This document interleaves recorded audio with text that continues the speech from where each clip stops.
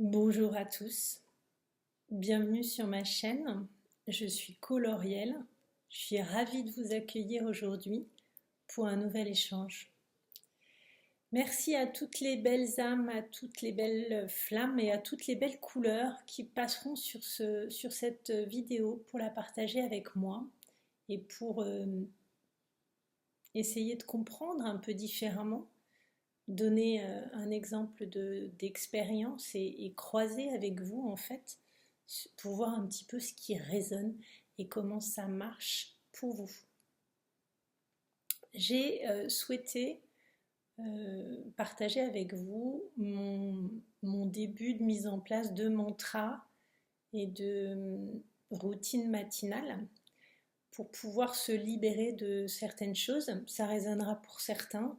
J'aime beaucoup lorsqu'on termine un cycle, lorsqu'on entame un nouveau cycle, demander du soutien à tous nos alliés, à toute notre lignée, à tous nos guides, à tous nos anges et à notre âme qui elle est sachante et connaît tout ce qui a été prévu, tout ce qui a été signé avant l'incarnation.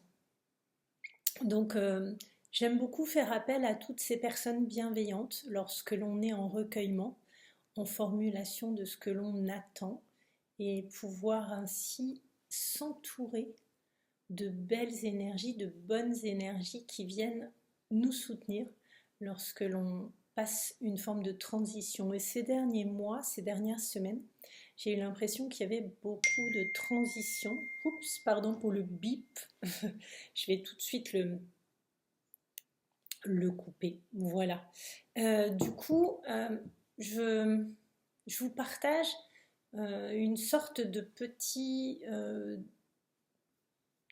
de préparation de mantra matinal, on pourrait dire ça comme ça, de lettres, d'affirmation. Voilà, c'est le mot que je cherche, d'affirmation, parce que je cherchais quelque chose qui me permette de renforcer en ce moment les énergies et dans ce que je sens. Et je voulais vous aider à le formuler, à le ressentir éventuellement, et aussi à pouvoir vous trouver votre propre affirmation matinale, votre propre mantra. Ce qui m'en a donné l'idée, c'est d'avoir vu sur la nappe de ma table une phrase et qui était probablement rapportée des îles. Je ne sais plus si c'était l'île Maurice ou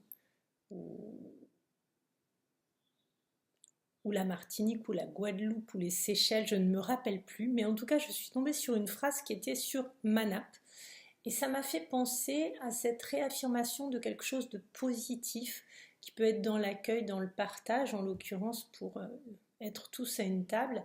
Et je me suis dit oui, la force en fait de la prière et aussi la force d'un mantra, c'est d'avoir les yeux qui se posent sur cette affirmation positive.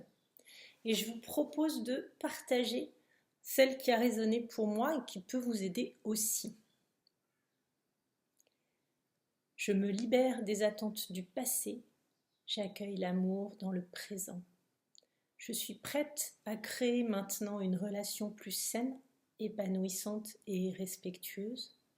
Je choisis de m'aimer profondément et de cultiver ma paix intérieure. Je suis ouverte à un amour conscient, équilibré, réciproque, et je suis maître de mes choix et de mon bonheur. Voilà pour cette petite affirmation matinale. J'en ai fait quelques-unes et je pourrais vous en partager.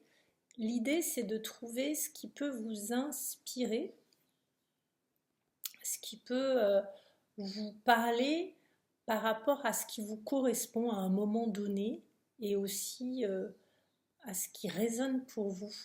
Ça peut être juste une toute petite phrase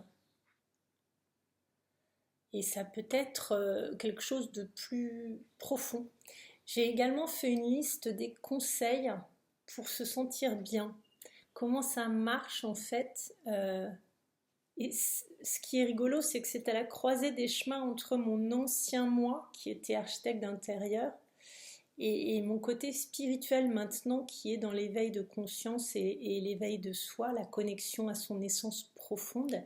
Les deux ont finalement pu se retrouver sur ce terrain. Et en fait, j'ai fait 8 points que j'aimerais vous partager aujourd'hui. Le premier, c'est créer un espace de paix et de confort chez toi. Ton espace personnel doit être un lieu où tu te sens bien et protégé. Décorer ton intérieur de manière à ce qu'il reflète ta personnalité, tes goûts et tes besoins émotionnels peut vraiment aider à renforcer ton sentiment de sécurité.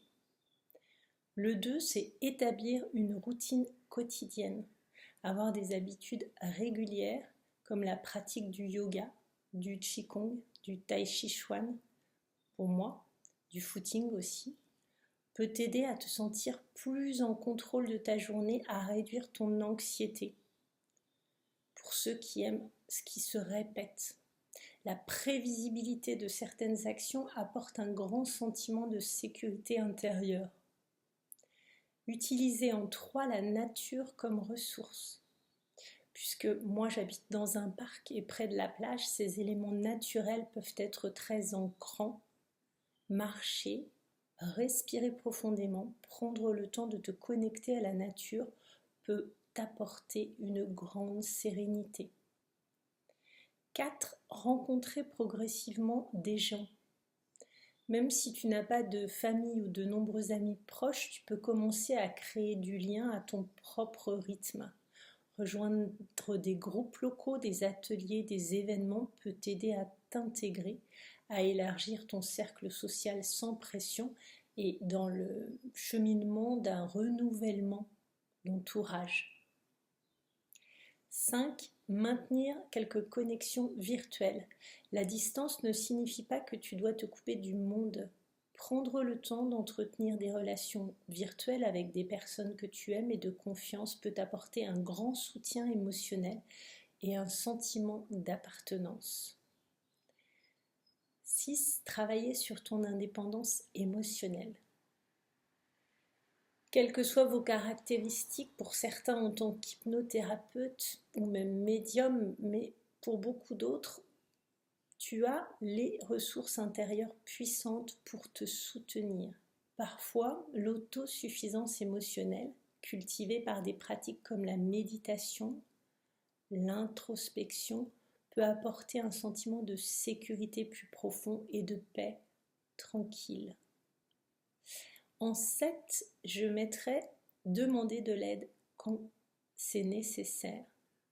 Si on se sent isolé, ou si la solitude te pèse, il est important de demander de l'aide, que ce soit à travers des professionnels, des amis ou des groupes en ligne.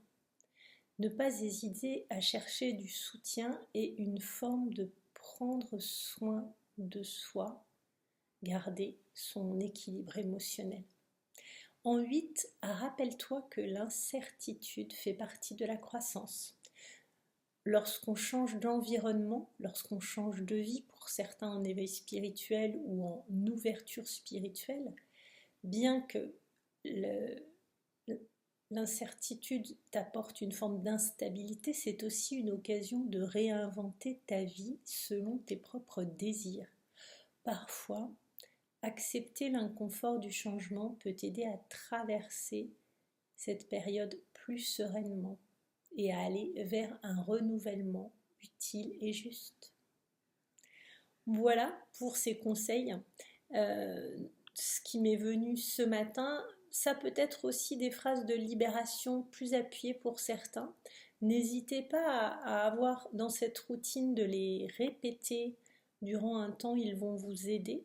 Ça peut être aussi dans un tableau de visualisation positive, mettre en place ces images qui vont vous parler, qui vont vous inspirer, des petits mots-clés. Bien sûr, faire un tableau de visualisation aide beaucoup, mais il peut être dématérialisé, c'est-à-dire ça peut être aussi des photos, des cartes postales, des petites vignettes, un petit post-it ou en tout cas une note sur votre ordinateur à chaque fois que vous l'ouvrez, ou plus matériellement, concrètement, un tableau, une zone sur laquelle vous dessinez et vous avez gardé un petit symbole qui vous plaît, qui vous stabilise, qui vous fait du bien, qui vous fait beaucoup de bien. Ça peut être tout ça.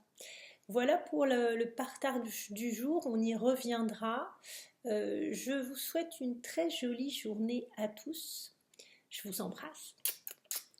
Je vous dis à bientôt. Passez une très jolie journée et faites briller, irradier de vos belles couleurs.